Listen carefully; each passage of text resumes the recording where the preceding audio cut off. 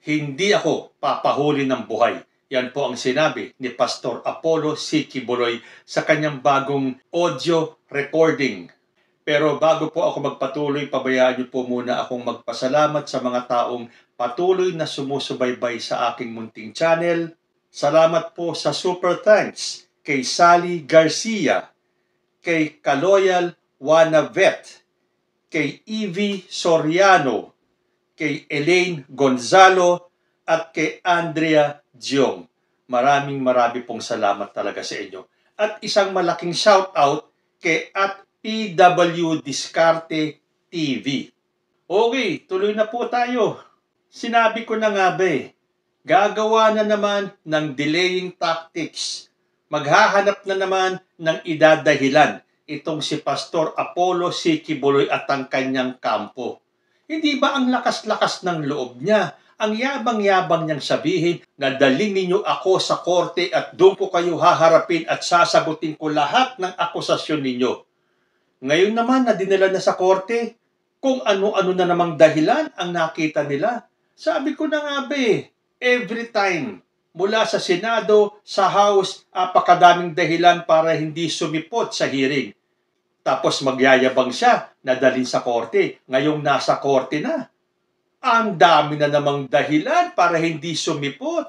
Akala ko ba matapang ka, Apollo Quiboloy? Ito na yung pagkakataon, no? Abay, nakakahiya ka na sa mga supporters mo at sa mga followers mo. Wala kang isang salita.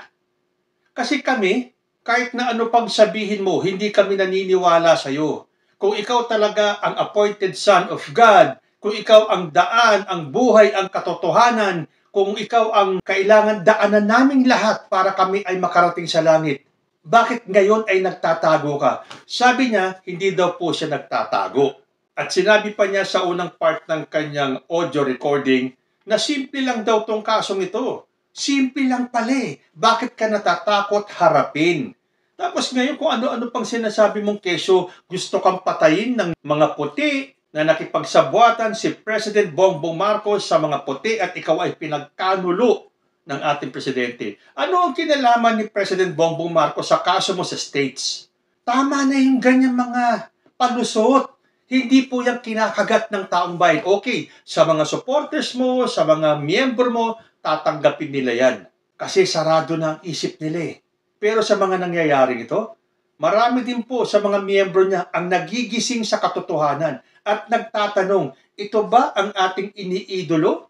Ang tapang-tapang magsalita na siya ang anak ng Diyos, na siya ang daan, na siya ang may-ari ng sanlibutan, siya ang may-ari ng ating kaluluwa. Pero ito, nagtatago at natatakot. Hindi mo kami pwedeng lokohin. Naduduwag ka talaga. Sa tingin ninyo, merong gustong mag-assassinate kay Apollo Quiboloy? Wala pong may gustong patay si Quiboloy. Dito man o sa States, ang gusto nila buhay siya para maharap niya ang kaso niya, para madepensahan niya ang sarili niya, para masagot niya lahat ng akusasyon. Sinong gustong pumatay sa kanya? Yan ay nasa isip niya lang, kathag-isip lang para ma-mind condition ang isipan ng kanyang mga followers na siya ay pinipersecute. Tama na.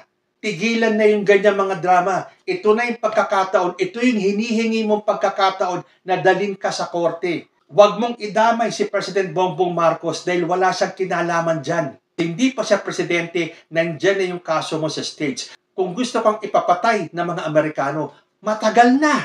Bakit ngayon pa? Bakit ngayon lang?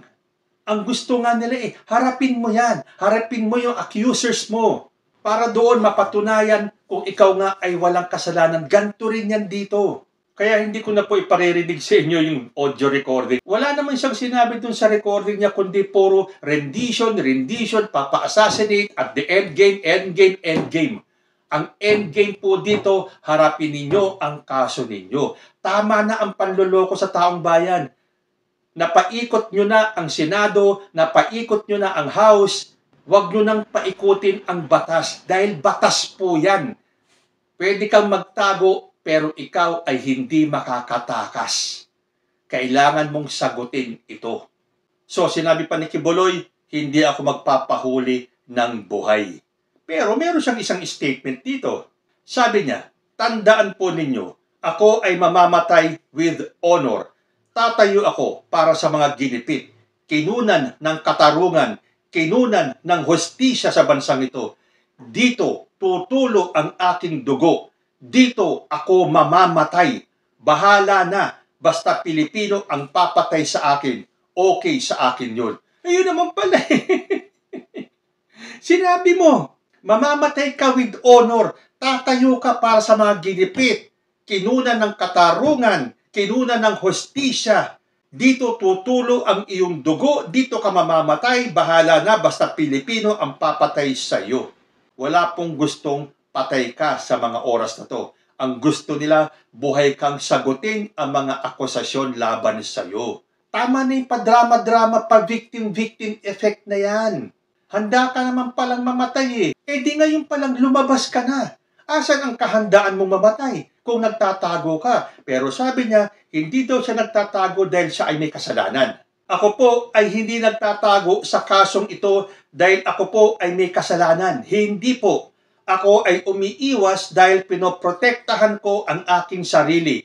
Ano ba talaga? Pinoprotektahan mo ang sarili mo o handa kang mamatay?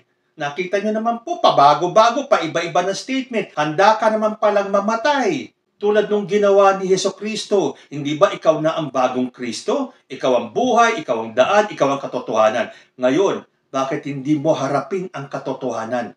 Walang gustong pumatay sa'yo. Hindi ba sinabi pa ni Senator Bato de la Rosa na handa siyang protektahan ka? Siya ang tatayong security mo kung sakaling gusto mong lumabas or lumitaw. Tapos ito, sasabihin mo, pinoprotektahan mo ang iyong sarili. Yan ba ang handang mamatay kung pinoprotektahan mo ang iyong sarili? Ano ba talaga, kuya? Sabi pa niya, he would confront his accusers and respond to their allegations in court only if the US would keep off.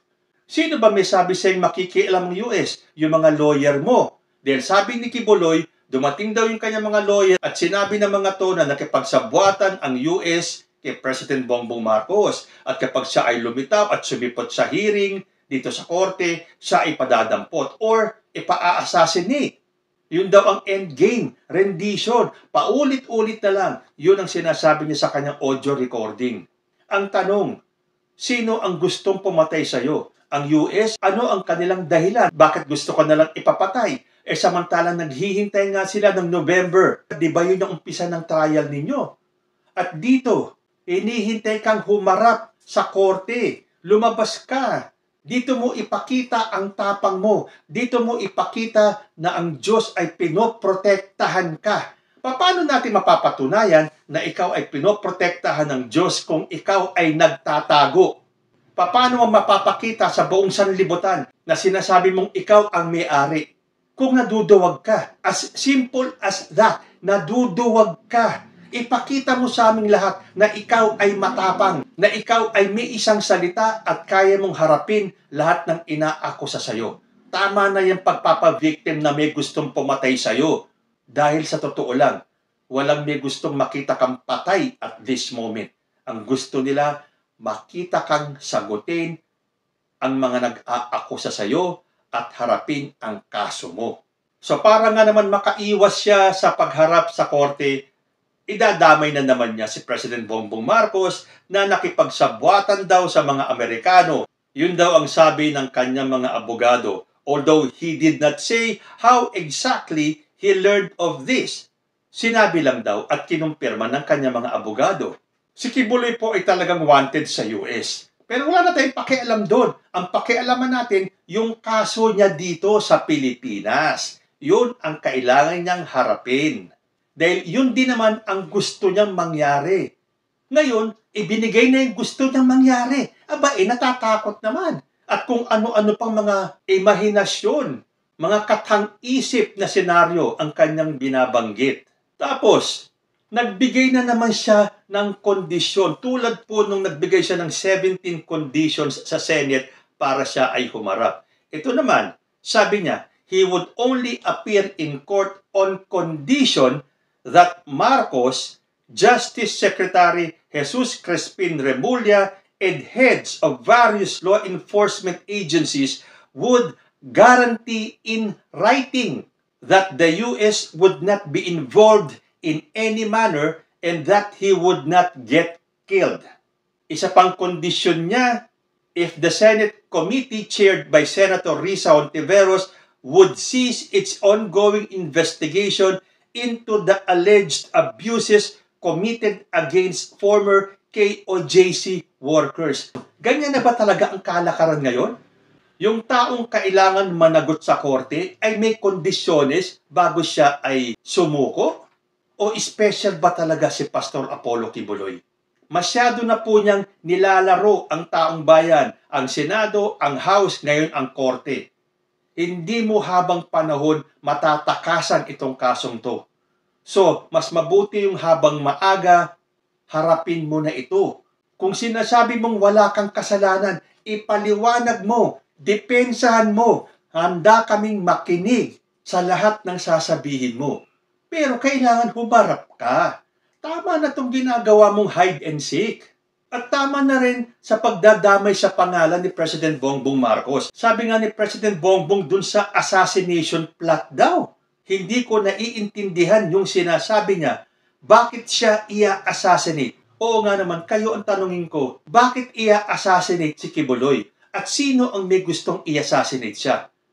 Ay baka yan ay magiging inside job din. Well, kung magkaganon man, at merong isang loko-lokong nag-assassinate kay Quiboloy, ayaw niya nun, siya ay gagawing santo ng kanyang miyembro or gagawin pa siyang Diyos ng mga miyembro ng kanyang simbahan. O di kung sakaling ikaw ay mapatay, edi patunayan mo sa buong sanlibutan, after 3 days, bumangon ka muli. At diyan maniniwala kami na ikaw na nga ang bagong Kristo. So nakita na ninyo kung gaano kaduwag itong si Apollo Quiboloy. Nagtatapang-tapangan na siya ay iharap sa korte. Ngayon na ibibigay yung kanyang gusto na paharapin siya sa korte kung ano-ano ng dahilan ang kanyang sinasabi. Sabi pa niya, I am avoiding that to happen because I am preserving myself. Yan ang wisdom of the Lord God. Ibinigay sa akin to preserve myself. Nako, tama na po ang paggamit sa pangalan ng Panginoon Diyos. Sa pagkakataong ito, hindi po kayo matutulungan ng Diyos. Mas gugustuhin pa niya na harapin niyo ito para kung totoong hindi kayo nagsisinungaling at wala kayong kasalanan, mapapatunayan ninyo na kayo talaga ang appointed Son of God, na itsapwera na si Jesucristo dahil ikaw na ang daan, ang katotohanan at ang buhay. Abay, baka lahat kami ay lumuhod sa harap mo at tatanggapin ka namin bilang bagong Jesucristo.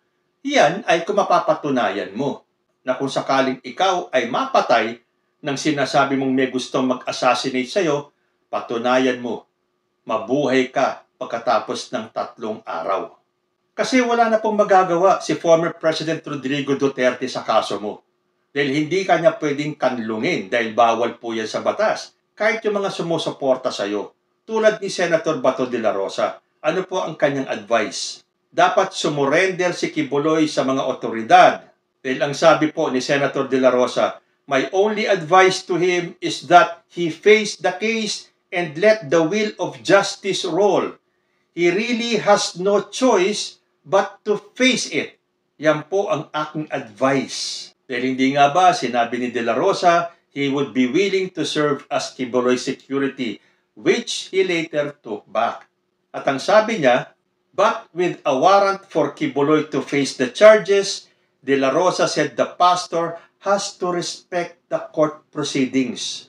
You cannot evade the long arm of the law. It will eventually find you. Totoo po yan.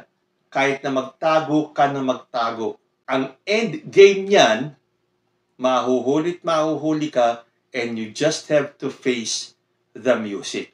So tama na po ang pag-victim. Tama na yung pag-mind condition sa taong bayan na may kinalaman si President Bongbong Marcos dyan sa kasong kinaharap mo. Tama na yung imahinasyon na gusto kang i-assassinate ng mga taga-Amerika. Walang may gusto niyan dahil lahat gustong buhay ka na harapin mo ang iyong kaso. Dahil hindi mo madadaan sa mga recordings mo ang iyong pagpapaliwanag. Harapin mo na lang ang korte. Kayo po, Ano ang masasabi ninyo? Comment lang po down below at magsama-sama po muli tayo sa susunod na Usapang Ito Money. Diyos te Agnina. Peace.